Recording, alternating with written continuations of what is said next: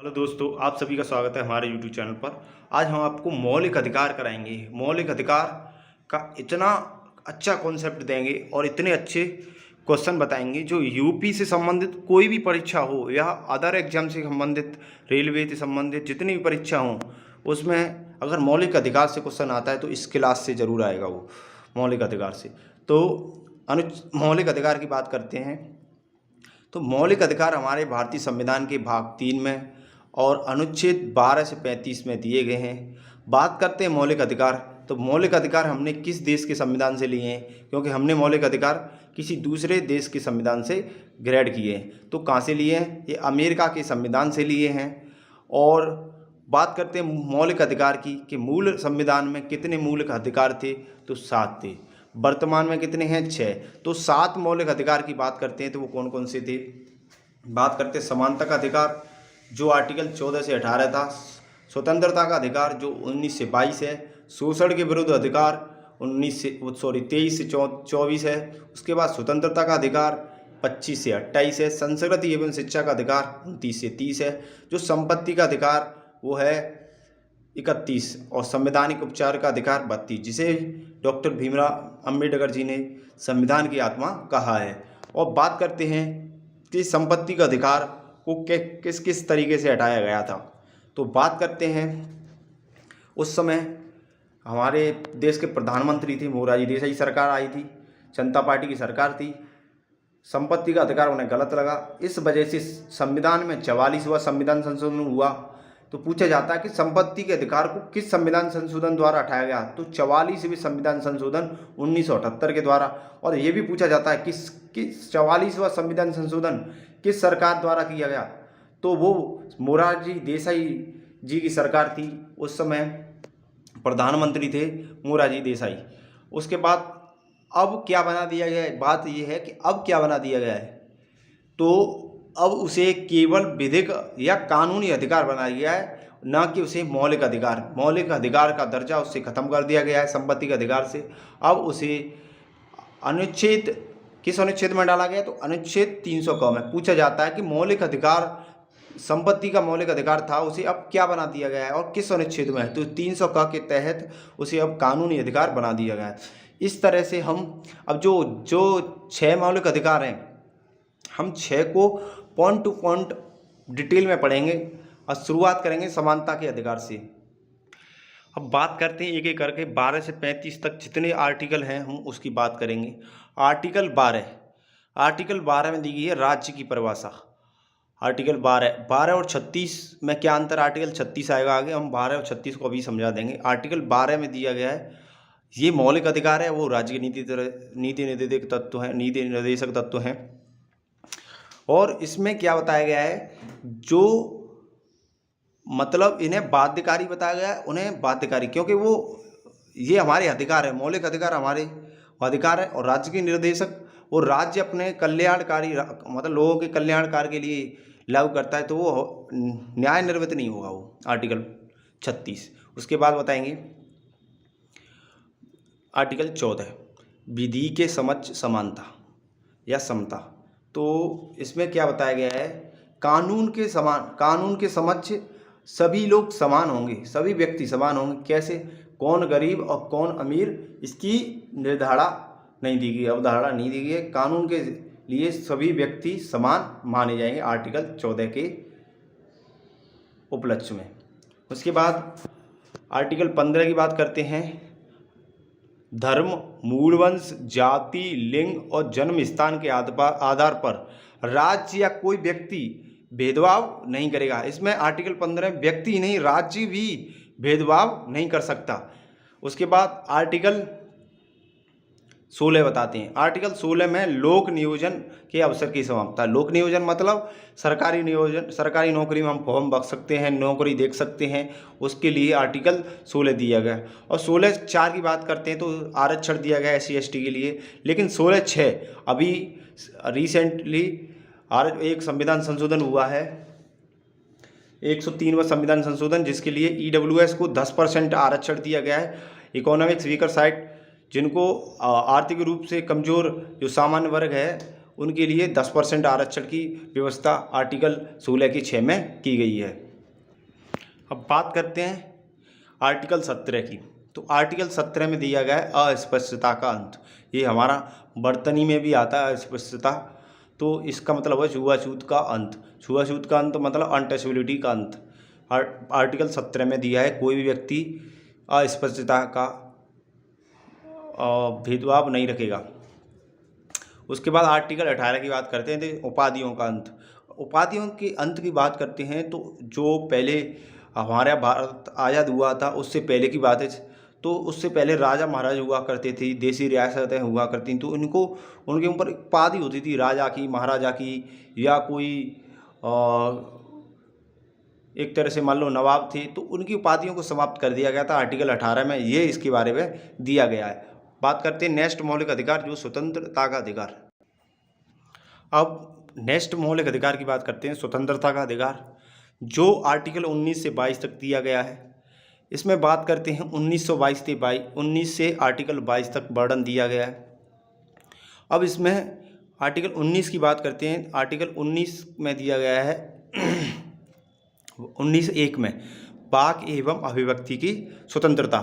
अब जो वाक एवं अभिव्यक्ति की स्वतंत्रता है 19(1) में, एक की कम है, एक में तो 6 प्रकार की स्वतंत्रता है। अब ये 6 प्रकार की स्वतंत्रता हम आपको डिटेल में बताएंगे और एक सिंपल से मेथड से बताएंगे। तो आर्टिकल 19 का क है, इसमें दिया गया है वाक एवं अभिव्यक्ति की स्वतंत्रता। हम किसी से बात कर सकते हैं, अपने विचार रख सकते हैं, इसे हम आर्टिकल 19 के 1 के क में वर्णन किया गया है और वर्णित करते हैं। उसके बाद आर्टिकल 19 का 1 का ख, तो इसमें शांतिपूर्ण सभा करने की स्वतंत्रता है। हम किसी भी जगह पे हम शांतिपूर्ण सभा कर सकते हैं बिना हथियार के, तो आर्टिकल 19 के 1 के ख में। उसके बाद ग में बात करते हैं तो संघ बनाने की स्वतंत्रता, हम संघ बना सकते हैं, इसकी स्वतंत्रता दी गई है। आर्टिकल घ के बात करते हैं 19 का 1 का ग है, तो किसी भी राज्य में आने जाने की स्वतंत्रता, हमें किसी भी भारत के किसी भी राज्य में आने या जाने, राज्य क्षेत्र में आने जाने की पूर्ण स्वतंत्रता है हमें। उसके बाद ई की बात करते हैं या ड की बात करते हैं तो किसी भी राज्य में निवास या बसने की स्वतंत्रता, किसी भी राज्य में हम बस सकते हैं, निवासी हो सकते हैं किसी भी राज्य के। इससे पहले जम्मू कश्मीर हमें पूर्ण राज्य का दर्जा मिला नहीं था, और उससे पहले हम वो अपवाद था एक तरह से, मान लो। अब हम जम्मू कश्मीर 370 हटा दिया है, जब से हम जम्मू कश्मीर में भी रह सकते हैं। अब उसके बाद आर्टिकल 19 के ई में बात करते हैं, ई हो गई। अब उसके बाद एफ में बात करते हैं 6 में, तो व्यापार कारोबार करने की स्वतंत्रता। आर्टिकल 19 के 1 के 6 में दिया गया है व्यापार कारोबार करने की स्वतंत्रता। किसी भी राज्य क्षेत्र में भारत के में व्यापार कर सकते हैं हम, ये हमें आर्टिकल 19 अधिकार देता है और स्वतंत्रता देता है। इस प्रकार स्वतंत्रता का अधिकार, दूसरा मौलिक अधिकार हमारा समाप्त होता है। तीसरे की बात करते हैं। अब बात करते हैं मौलिक अधिकार तीसरे की, शोषण के विरुद्ध अधिकार। इसमें आर्टिकल 23 से 24 तक वर्णन दिया गया है। उसमें आर्टिकल 23 में दिया गया है मानव दुर्व्यवहार एवं बलाश्रम। तो एक बार क्या होता है कि किसी से मजदूरी करा ली और उसके पैसे नहीं दिए और उस पर अत्याचार हो रहा है, तो आर्टिकल 23 के तहत वो इस तरह का कानून दिया है और उसको सुप्रीम कोर्ट जा सकता है, हाई कोर्ट जो जा सकता है आर्टिकल 23 के तहत, और उसके बाद ये हनन नहीं होगा उसका। और बलवा मजदूरी अधिनियम कानून आया था 1976 में, उसके तहत आप किसी पर ज़बरदस्ती कानून के तहत, मतलब ज़बरदस्ती किसी पर दबाव नहीं डाल सकते और उस पर मजदूरी नहीं करा सकते। ये आर्टिकल 23 के में दिया गया है। आर्टिकल 24 में बात करते हैं, 24 की बात करते हैं तो 14 वर्ष से कम उम्र के बच्चों को अगर आप कारखानों आदि में नियोजन या प्रतिषेध दिया गया है, काम कराते हैं, तो उसके लिए कानूनी सजा जो कारखाने का मालिक है उसको दी जाएगी और उस पर जुर्माना भी लगाया जा सकता है। तो 14 वर्ष से कम बच्चों को हम कारखानों में काम नहीं करा सकते, किसी भी जगह काम नहीं करा सकते ज़बरदस्ती और कैसे भी, ये आर्टिकल 24 में दिया गया है। अब बात करते हैं मौलिक अधिकार भाग 3 में धार्मिक स्वतंत्रता का अधिकार। चौथा मूल अधिकार हमारा है धार्मिक स्वतंत्रता का अधिकार। आर्टिकल 25 से लेकर 28 तक इसका वर्णन है। इसमें बताया गया है आर्टिकल 25 में धर्म का प्रचार प्रसार करने का अधिकार। इसे हम एक मेथड से बताएंगे आपको। जैसे मान लो धार्मिक स्वतंत्रता कौन देता है, सरकार देती है या संविधान देता है। तो संविधान हमने मान लो किसी हमें किसी धर्म से संबंधित है तो हमें पहले क्या करेंगे, परमिशन लेंगे। उसके बाद आर्टिकल 25 में हमने परमिशन ले ली, हमें अधिकार है। उसके बाद हम प्रबंध या उसकी व्यवस्था करेंगे तो आर्टिकल 26 में दिया गया है धार्मिक कार्यों की प्रबंध एवं स्वतंत्रता, उसके प्रबंध करने की स्वतंत्रता दी गई। अब उसके बाद हम क्या करेंगे, उसमें विशिष्ट टैक्स नहीं लगेगा। सरकार ये दिख रहा है विशिष्ट धर्म पर कोई टैक्स नहीं लगेगा, तो हम आराम से कहीं भी हम विशिष्ट धर्म के संबंधित हम उसे उपासना कर सकते हैं। उसके बाद आर्टिकल 28 में कुछ शिक्षण संस्थानों में धार्मिक शिक्षा एवं उपासना से उपस्थित होने का अधिकार, हम किसी भी जगह धार्मिक संस्थाओं में उपस्थित हो सकते हैं। उसके बाद संस्कृति एवं शिक्षा का अधिकार ये दिया गया है आर्टिकल 29 से लेकर 30 तक। इसमें 29 में दिया गया है अल्पसंख्यकों के हितों का संरक्षण, जो भारत में अल्पसंख्यक हैं उनके हितों का संरक्षण आर्टिकल 29 में दिया गया है। आर्टिकल 30 में दिया गया है शिक्षा संस्थानों की स्थापना एवं प्रशासन करने का अधिकार अल्पसंख्यकों को दिया गया है। अब बात करते हैं संपत्ति का अधिकार। संपत्ति का अधिकार पूरा डिटेल में समझे, संपत्ति का अधिकार क्या था। तो संपत्ति के अधिकार की बात करते हैं। संपत्ति का अधिकार पूर्व स्थिति में बात करते हैं।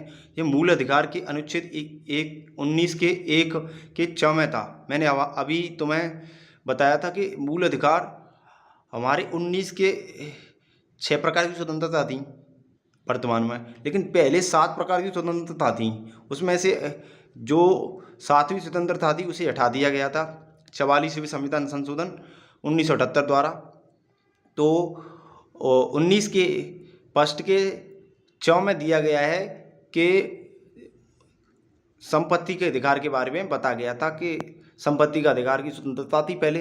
अब वर्तमान में उसे क्या है, वर्तमान की स्थिति में पहले 19 के 1 में 6 में दिया गया था और इसे 31 में पूरा विवरण था। इसके बाद इसे वर्तमान स्थिति की बात करते हैं कि इसे 44वें संविधान संशोधन 1978 द्वारा इसे समाप्त कर दिया गया और इसे कानूनी और विधिक अधिकार बना दिया गया, जिसे आर्टिकल 300 क में डाल दिया गया है। और इस तरह से संपत्ति के अधिकार को मोरारजी देसाई सरकार द्वारा समाप्त कर दिया गया। अब मौलिक अधिकार भाग 3 में लास्ट मूल अधिकार दिया गया है संवैधानिक उपचारों का अधिकार। संवैधानिक उपचार का अधिकार आर्टिकल 32 में दिया गया है और अनुच्छेद 32 के तहत भीमराव अम्बेडकर जी ने इसी संवैधानिक उपचारों के अधिकार को संविधान की आत्मा कहा है।